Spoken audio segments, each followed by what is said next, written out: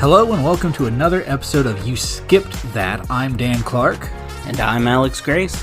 And what we do here is we are two friends and both love movies, but have found throughout the years that there are certain gaps that we have in each other's taste. Alex has seen a lot of stuff that I haven't, and vice versa. What we do is we get together, we watch movies that the other one skipped, and discuss them. Hence the title. Hence the title. It's an appropriate title. It is. It's very nice. Today we're doing a movie by Wes Anderson, who I don't know that you'd ever seen a full movie by. I don't think I had either. I don't think I've seen more than clips of any of his movies. Right. I almost skipped this one because I've seen other of his movies and they're fine. They're just not really my thing. This movie, on the other hand, is delightful. Insanely delightful. We're talking about the Grand Budapest Hotel. The only reason that I actually watched it was I was trying to see before the Academy Awards the year this came out. I was trying to see every nominee, and this was up for Best Picture. So that was what kind of pushed me towards watching it, and I'm so glad that it did. It's just a unique, delightful movie. Yeah, unique is definitely the word I would use for that movie. It definitely has Wes Anderson's fingerprints all over it. Oh, for sure.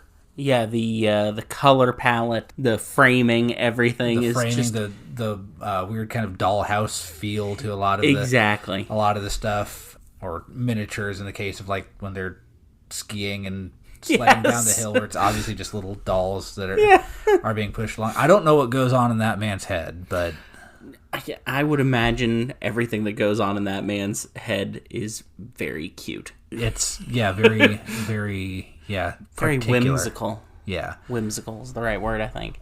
But yeah, I really enjoy this movie. It's one that I had talked with you about before briefly. I'd made references to it. I was shocked that you hadn't seen it. So when we decided to do this show, it was one that I really, really wanted to add to the list and really wanted to get to early, which we have.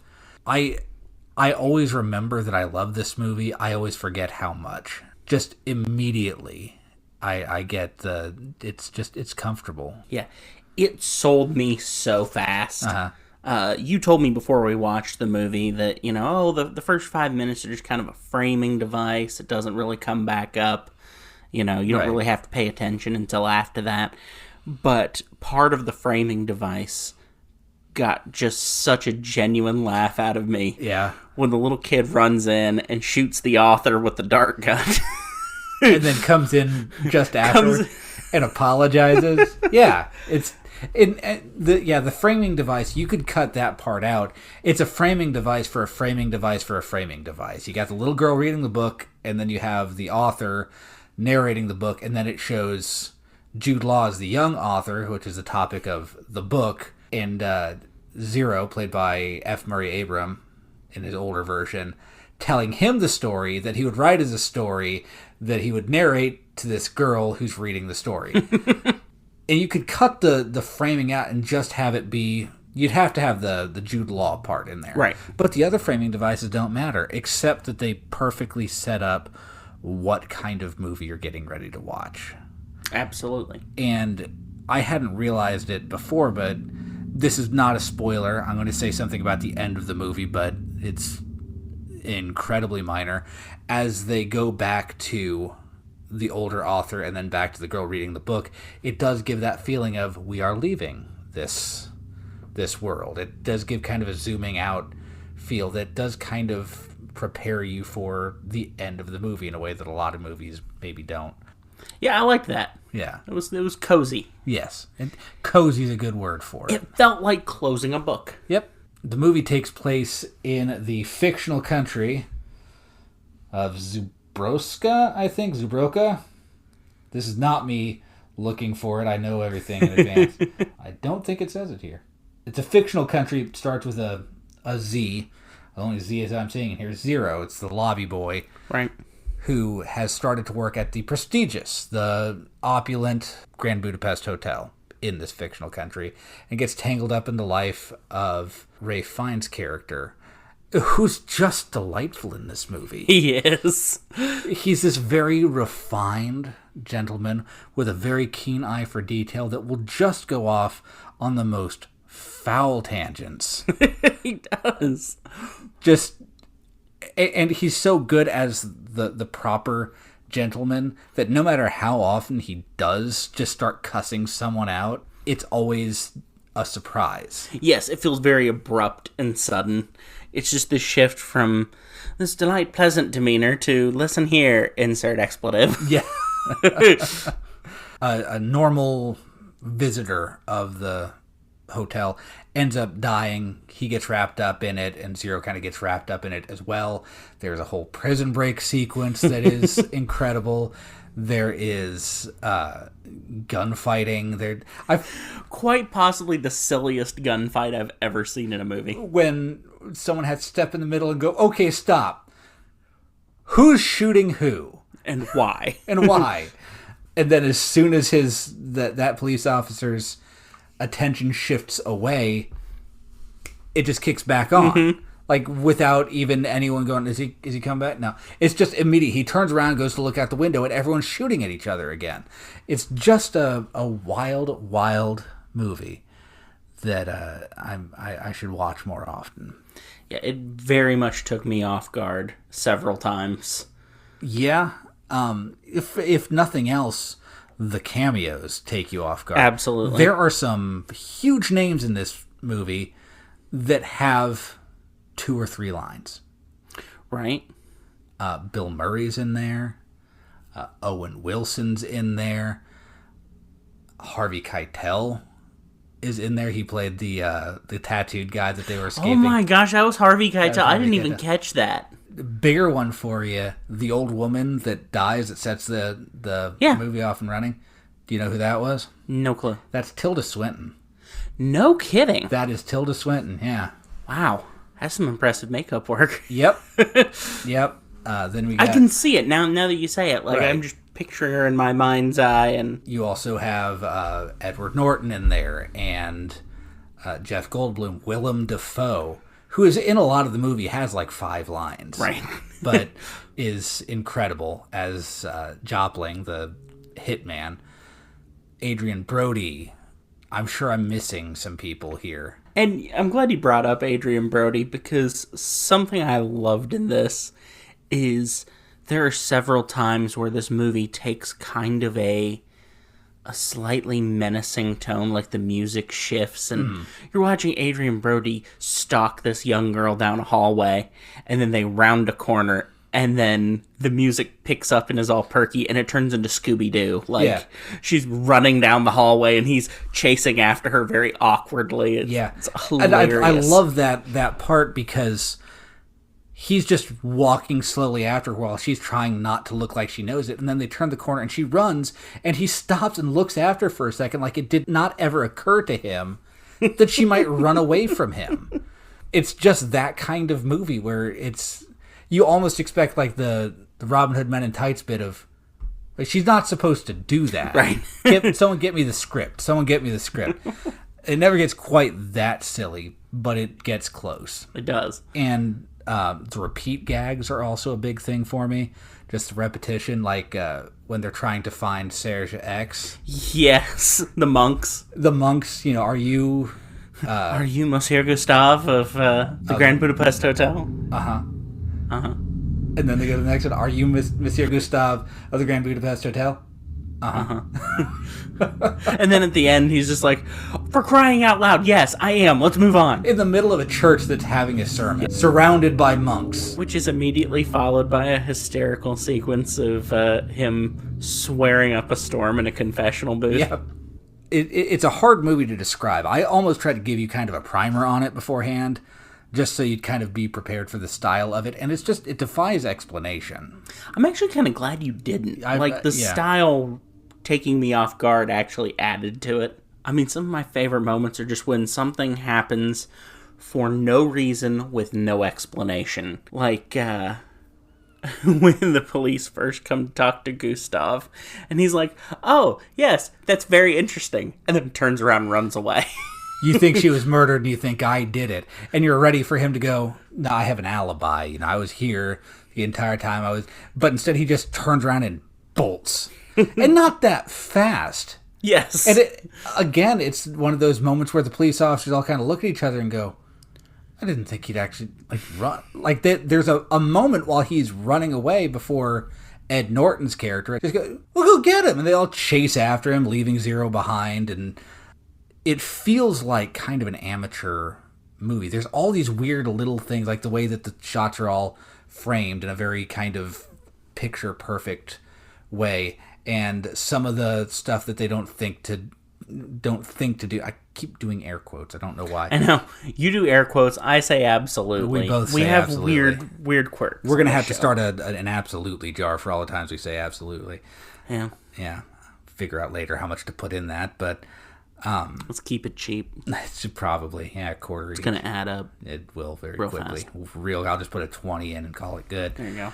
Something that I read when I was kind of preparing for this morning was Saoirse Ronan, who played Agatha, asked Wes Anderson, what kind of accent do you want me to do? Because this is a fictional country, and no one ever let her use her natural accent up to that point.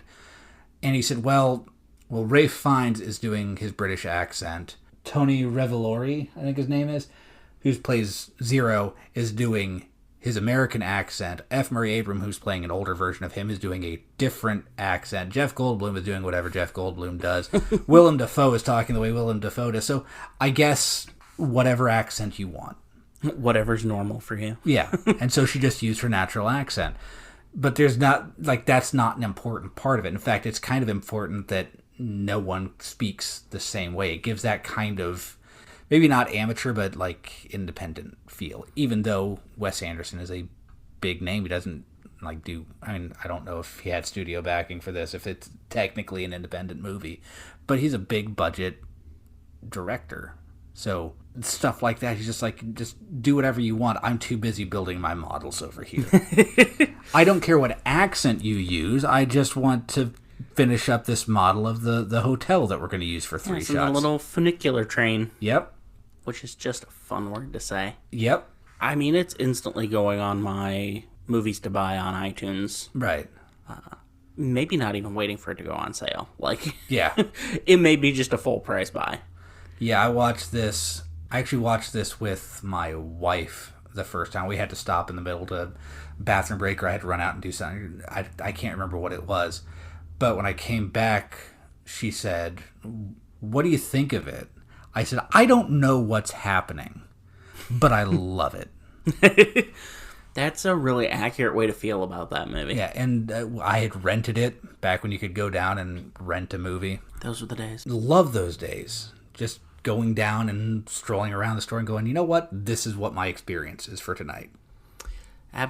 I mean, you see me catching myself there? That was nice. I do. We almost got another quarter in the jar. Almost got another quarter. Not today. Not today. Buddy boy. Not now. I mean, there were some earlier. Do we have to go retroactive? Do I have to pay for We'll talk about it at the next ones? board meeting. Yeah, all right, our huge board meetings. Yes, me, the dog. Yeah. Your wife. Uh-huh. If we can book her. If we can book her. She's busy. She actually has things to do. Yeah, she does work. I do a podcast. We both fill our roles. Exactly. Yeah, just going down to the family video or the Blockbuster or the movie gallery and just picking out a movie. I love that, and this does kind of remind me of those days because that's how I was exposed to it. But afterwards, I immediately had to go out and buy it. And then, the next time I visited my parents, I took it with me and I said, this is a movie you should watch. I'm maybe not. I'm like, okay, so are you watching it tonight? Because if not, I'm going to go home and watch it myself. Because it's been 3 days since I've seen it, and I need this in my eyeballs right now. I can get that. Yeah. I can get it. And I watched Wes Anderson movies before this and thought they were fine. I've watched Wes Anderson movies after this and thought they were fine. I saw Royal Tenenbaums, which I was fine with. Bottle Rocket was fine. It's good. It's well made. It's just not my thing. I've since seen, The Fabulous Mr. Fox, I think is the full name of it. I've seen that one, yeah. And I have seen a Wes Anderson movie. Yeah, there you go. And it was pretty good. Right. Yeah. I've seen Moonrise Kingdom, which was fine, pretty good, I guess. This one, just for some reason, it's the perfect intersection of his style with a story that I'm interested in, with actors who are just acting their butts off. It's just the stars aligned for this one movie for me to really, really deeply enjoy a Wes Anderson movie. Definitely. I mean, you talk about actors acting their butts off. Ralph Fiennes was acting in this movie like his life depended on it. Yes. And as far as I know, he hadn't done comedy before this, really. He has since, but he was always a fairly serious, usually menacing actor. I mean, the first time I saw him was in Red Dragon, the prequel to Silence of the Lambs, where he was the killer. I saw him in Schindler's List, where he was a very, very bad man. He was a Nazi. Right. And one of the ones in Charge. Not even one of the deluxe bad one. Not even one of the ones that could, conceivably say, well, I was just following orders. Not that that's an excuse. Right. He was one of the ones that gave the orders. He was the one who had the bad ideas. Yeah. Or was directly connected with the ones who had the bad ideas. Hey, guy who had a bad idea. That's a great idea. Yeah. Middle management. Always the problem. So, yeah, he shows up in this and is just utterly enchanting. I mean, from the minute he comes on screen, too. I'm like, I want to see everything this guy does. If he just starts reading the phone book, I'm probably going to be entertained by that. There is a point where the narrator, at that point, it's F. Murray Abraham as the older Zero, talking to the other narrator, who's a younger version of the other narrator. But, yeah, he says, I never figured out, or he never told me where he came from or what led him here.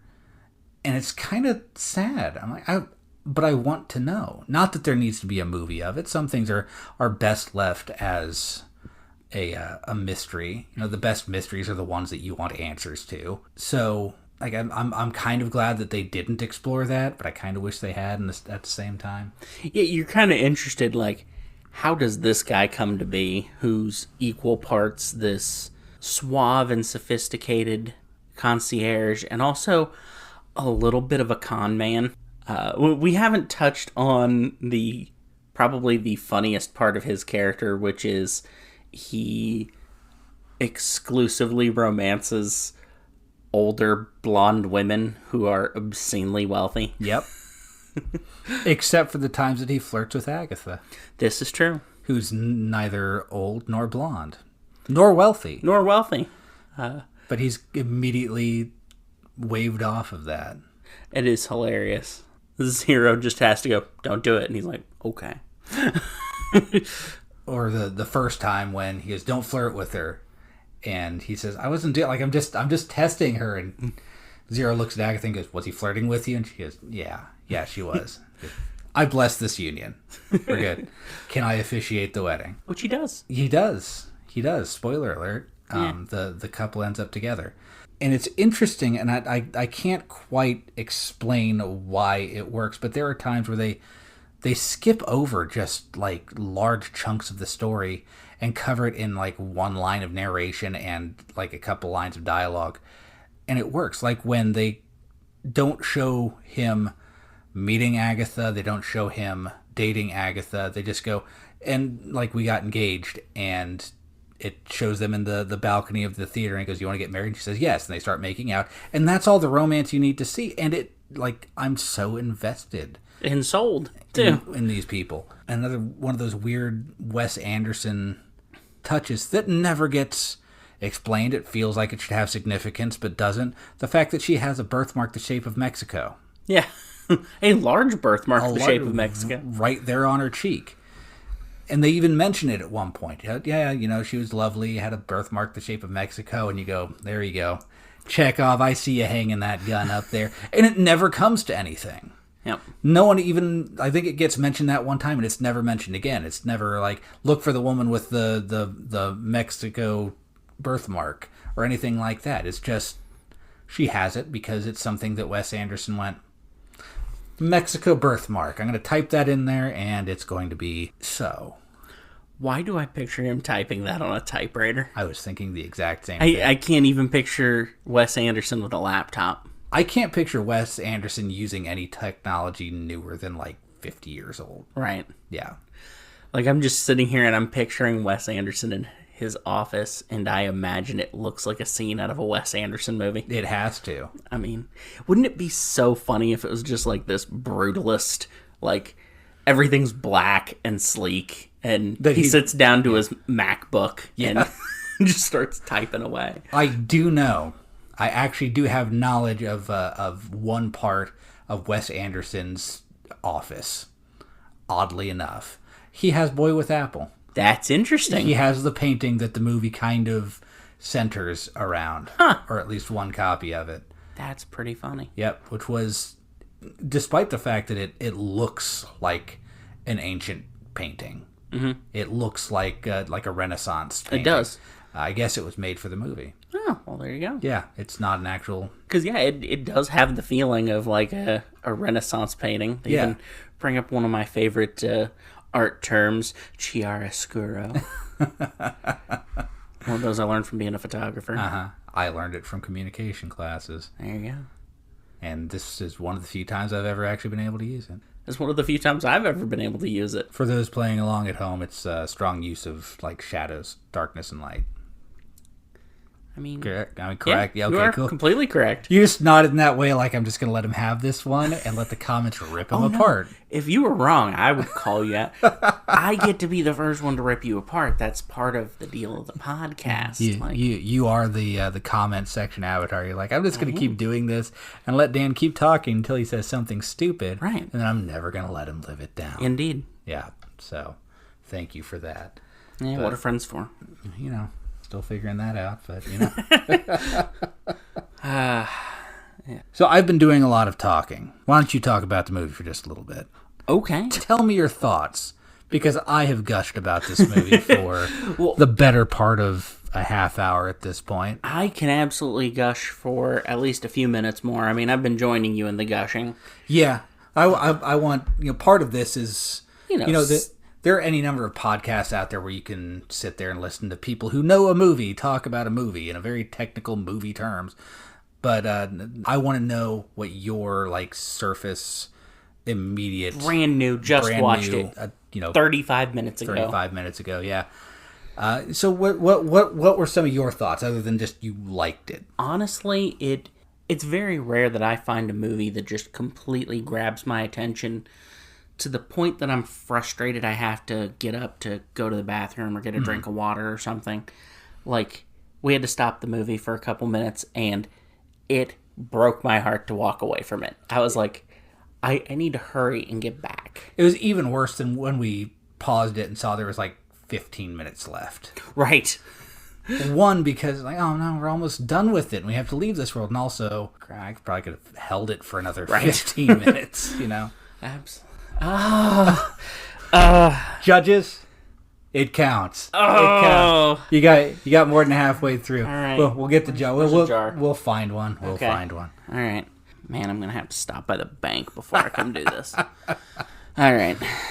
Yeah. But yeah, from the time that kid shot the narrator with the dart, I was completely sold till the moment the girl closed the book at the end. And it should be noted for the people that haven't seen the movie, that is 2 minutes in. Yeah. Not even so early. It's not even like the movie took that long to get there. So, yeah, it's that immediate in its vibe.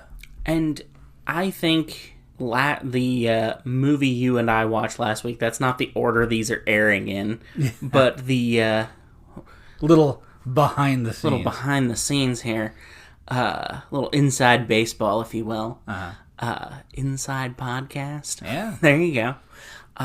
Pay no attention to the men behind the curtain. Yeah, there actually are curtains on the door. There are, right there. There are, yeah, and on the windows. Yes, we're just surrounded by curtains. My house does have curtains. Thank you for. Nice. Don't want to get too personal here, but my windows have curtains. Wow. Folks, shattering the illusion. I'm just a guy now. These are the kind of details that the folks at home just are aching for. Someone's going out and putting that on. Someday someone will put that on the wiki. You skipped that wiki. Mm-hmm. Dan Clark has curtains. I mean, to think that we'll have a wiki someday is high hopes. I don't know. You know some of the stuff that has wikis? This is true. Yeah. This is true. I'm amazed. I'll be playing a video game and I'll try to look up where a collectible is. And it's like, would you like the wiki for this 15-year-old game? Like, I mean, yeah, you know. Would you like the wiki for SpongeBob, the Battle for Bikini Bottom? It might actually exist. That one might have been rolled into the larger SpongeBob wiki, which certainly exists. I've never been there, but I'm sure it exists. Well, what do you think it's called? Like Planktonopedia? Nothing's going to beat the Star Wars one. Yeah, nothing's going to beat Wikipedia. Wikipedia, yeah. But anyway, wow, that was a tangent on a tangent on a tangent. Folks, prepare yourselves. This is what a lot of these are going to be like. We don't even need to tell you at this point, but I definitely have ADHD, and Alex almost certainly has ADHD. Yeah. You're going to get a lot of this stuff, so, you know, we'll trim some of it out to keep it rolling. But I think the people deserve to hear the curtain conversation. Yeah, absolutely. So that's going to stay in. This is going to be part of the curtain cut. Release the curtain cut. Hashtag release the curtain cut. Anyway. Yes. Back to the topic at hand. Uh-huh. I can't think of two movies that have made me laugh harder than A Fish Called Wanda and this. Yes. And like full-on belly laughing to the point I'm worried your neighbors are going to be mad at me. And my neighbors aren't that close. Right. It's not like you're in an apartment building or something. Right. Yeah. And it's refreshing because when we did Rocky, there were large parts of that movie where it's like, oh my God, is he liking this or is he hating this? Which I loved it. It was good. Spoiler alert for, 2-3 episodes ago, Alex liked Rocky. Is it a spoiler if it's in the past? I don't know. I mean, it depends on how people are. Well, that's true. People may just be like, listening to them in a different order. I listen, this is not a narrative podcast. People can listen to them in whatever order they want.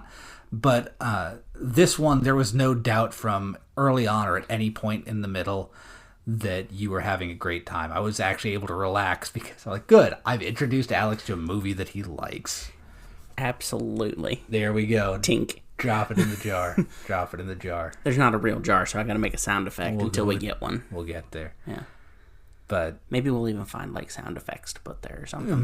We could make our own. I'm sure I have a jar and a coin somewhere in this house. Ooh, we could like try our hands at being Foley artists. Foley artists, yeah. That'd be cool. Yeah. Okay, here I am walking. Why do you walk so far away from your microphone, man? That's crazy. I don't know, man. I don't know. Well, you better come over here and let's finish the podcast. Okay. Theater of the mind. Ah, very nice. Very nice. Took a walk around the block there. I did, yeah. Surprised you're not out of breath. I don't remember what we were talking about. I know I told you to talk and we immediately started getting off on... It's crazy. I'm the one that, has been diagnosed with ADHD. Right. And right after I announce that, you're the one that starts going off on these wild, I can't remember where we were before this. Well, I don't know what life was before we started as Foley artists. I don't know. I said absolutely. I'm just working my way backwards through the whole conversation. So I went for a walk. That counts, by the way. How does that count? It's just an observation of saying it. Did the word come out of your mouth? Wow. Folks, get in the comments. Get in the comments. Oh, God. Defend me. This will not be the last episode of You Skipped That Aired, but it is the last one we're recording. You've said much worse to me. It's going to be so great in a couple weeks when A Fish Called Wanda comes out, and they know it's the last episode and we don't. That is kind of fun. That's kind of fun. It's like Memento stuff. Ooh. I need to just start taking notes. Yeah. Have you seen Memento? I've not, but I'm deeply familiar with the concept. It's impossible not to. That might go on the list. Okay. Yeah. Spoilers. Yeah. So we were talking about... We're talking about Grand Budapest Hotel. Budapest Hotel. Do you remember watching that? I do. It was fantastic. It was so long ago that, Yeah, it was a whole 43 minutes ago now. Fish Called Wanda. Yeah, both of these movies made me laugh so hard. And for similar reasons, like, there's just an absurdity to both of these movies. And in different ways, obviously. But this movie just took me on a ride. Mm-hmm. I felt completely separated from the real world for a bit. It was interesting how it kind of played with the idea of being a little bit historical, even though it's these fictional countries. Yeah. The time period and everything lines up pretty good with World War II. And they just keep mentioning that the war began. Right, and a bunch of guys in gray uniforms show up and take over the place. Yeah. I mean, it's hard not to read anything into that. Right. But they don't all have accents. Some of them do, just weird European accents. And then Edward Norton just shows up and is like, hi. Yeah, he's just Edward Norton. He's not doing a voice. Which is funny because he does pretty good voices, too. Yeah. I've never heard him do an accent that I can remember. He did a kind of offensive one in The Sausage Party. I have not seen that. Yeah, you're not missing a ton there. Yeah. Yeah. You know the idea behind it, right? Yeah, it's food. Yeah, and they feed into the kind of the stereotypes of who would enjoy such a food. Right. He plays a bagel. Yeah, I can put two and two together there. Yep. Gotcha. All right. But he does a good enough accent that I didn't know it was him until they showed him in the credits. Good for him. Yeah. Getting back into another topic because, dear Lord, we lost the thread on that one. This is going to be the longest episode by a while and probably the least content. We're going to get to movies at some point where we don't really agree on them. And those are the ones that we're going to have a lot of content for. Right. Absolutely. But this one, like, it's just, I liked it, and you liked it. We liked it. I did. And we liked it about an equal amount. And we liked the same stuff about it. We did. So, as much as you enjoyed this movie, do you think you're going to seek out more Wes Anderson stuff? I will actually give it more of a try. Yeah. Now, I think after seeing this, I'll at least seek out the greatest hits, see what other people like, and go try those. Yeah, they have that similar kind of vibe to him. He can't make a movie that you'll mistake for anyone else. This is my favorite of his by a fairly wide margin, but there's other stuff out there that I like directors like that. Mm-hmm. I love just a good. I'm watching something and I go, I know who made this. Yep. I often joke that growing up a child of the 90s, I like Aaron Sorkin. Mm-hmm. I don't know if that's a hugely popular opinion. I love a good walk and talk. Yeah. People walking down a hallway and talking. Mm-hmm. And nobody talks in real life like characters in an Aaron Sorkin show or movie. But doggone it, it's fun to watch people talk like that in fiction. Right. I'm not huge on it. Not that I don't like him. I just don't know much by him. West Wing. Yeah. American President. Weirdly, a lot of political stuff. Imagine that. And then a show about doing a sports TV show. Right. Probably my favorite of them all. And also the most obscure. It is. Yeah. I think 5 people watched that.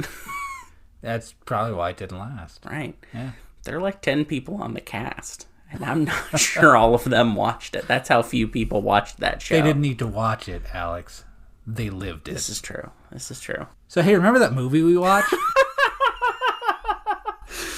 Well, hey, you know what? This was relevant. We were talking about how we like directorial styles. Right. I liked this movie. Mm-hmm. It will cause me to seek out more Wes Anderson, see what of it clicks with this, or if maybe just Ralph Fiennes is just so doggone funny that this movie is magic. Right. Don't seek out his greatest hits expecting more... Well, yeah, naturally. More laughs. There are those actors who just do that one role that's either more serious or more comedic, and you're like... Why didn't you do more of that? Right. Yeah, don't go watching, like, The English Patient expecting... No. A barrel full of chuckles. Though it does also have Willem Dafoe in it. There you go. Willem Dafoe, who's just all over the place. Yep. Done so many things. Yeah. He's got to the point in his career where he can just say, yeah, sure, I'll do a movie where I barely talk and I throw a cat out a window. Yeah. That was so funny, by the way. Yeah. Because it came out of nowhere. Once we got into that scene, I remember laughing so hard when I saw it the first time. but I don't like cats as much as you do. Right. So I wasn't sure if it was going to hit you right. And that was one of your bigger laughs. Yes. Once you realize, like, you process, like, yeah, he just threw that cat out a window. And then, as soon as you've processed it, Jeff Goldblum goes, wait a minute, did he just throw my cat out the window? He looks out the window and it's just pancaked, like Garfield in the window style. And then he has to pick it up at the coat check later on. It's a movie that's impossible to take seriously. Right. And that is probably why I loved it so much. Yeah. The fact that, like, when Monsieur Gustave steals Boy with Apple and no one notices for weeks, despite the fact that it's this incredibly valuable painting that everyone wants, and it's in a room that they apparently spend time in. Just those ridiculous aspects that not only do you forgive, you embrace throughout it. I just love this movie. I did too. And now I am glad that I have not skipped it. There you go. I think that's probably the best place to wrap it up. But Indeed. We will be back next week on another episode. In the meantime, you can follow us on socials that Alex knows better than I do, and I'm hoping he picks up the cue. Absolutely, I will. There you go. There we go. Boy, this is going to get expensive It real is going fast. to get expensive. On the upside, we're with my wife and another friend of ours, we're going to Disney in a few months, and we can just crack open the Absolutely jar and we just like the whole. Man, that's going to be great. It is. Yeah, that's going to pay for snacks, souvenir fund right mouse there. ears, lightsaber, the $200 lightsabers. Just crack open the Absolutely jar. Socials. Before we start talking about Disney, you can find us on Instagram, Threads, awesome, TikTok, love it, Facebook, great, Twitter. I'm sorry, Elon, I'm not calling it X. I think that's everywhere right now. You say Instagram? Are we on Instagram? I said Instagram. We got Instagram, Threads, Twitter, TikTok, Facebook. We're on all the places. Yeah. So come see us. Come follow us. You'll see news about upcoming episodes and maybe even just some more of our thoughts on movies in general. Right. Usually you tell them like what you can find us as on those platforms. See, a real friend would have pointed that out earlier and allowed me to cut that or something. You were talking the entire time. I couldn't. You know what? You're right. That was very polite of you. Yeah. Yeah. You've learned from Monsieur Gustave very well. All right. So let's wrap this up before I start learning other lessons from him. On Twitter, Threads, Instagram, and TikTok, we are at You Skipped That, all one word. Nice and easy. Yeah, super easy. Facebook, you just search the words You Skipped That. Boom. There we are. Yeah. And as always, share the podcast with your friends, family, coworkers, random people on the street. Yeah, people you like, people you don't like. Yeah. Yeah. Everyone. Just everyone. Yeah. Play it for your cat. I don't care. Yeah. For your dog when you're gone so that it... There you go. They might find, like, this comedic thing we've got going here fun. Comedy, if you can call it that. You know, your dog sits around entranced while we're talking most of the time, so I gotta imagine. Yeah, she's got other issues that might have something to do with that, but, you know. Well, I don't know if any further episodes of this will be as rambly as this one. We'll see. I don't know what it is about this movie that got us just It's got us in a good mood, and when we get in a good mood, we just kind of want to riff off of each other and not necessarily talk about what we're supposed to be talking about. So, yes, if you're skipping to the end, Grand Budapest Hotel, absolute thumbs up from both of us, and we will see you next week on another episode of You Skip That. Until then, I'm Dan Clark. And I'm Alex Grace. And we'll see you next time. Bye-bye. Bye.